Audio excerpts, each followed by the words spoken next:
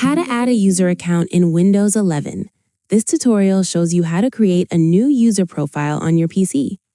First, click on the Start button on your taskbar. After that, click on Settings, which looks like a gear icon. From there, click on Accounts in the left sidebar. At this point, click on Family and Other Users to manage accounts.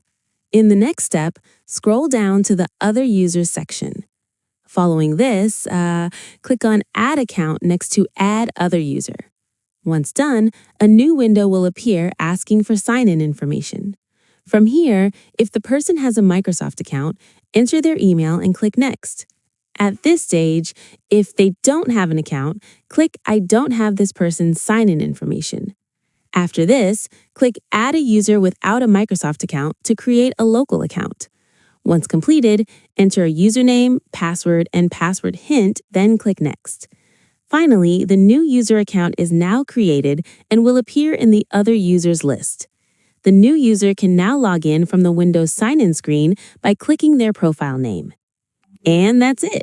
If this account creation guide helped you add users on a Windows 11, give it a like, subscribe for more Windows tutorials, and tap the bell icon for updates. See you in the next one.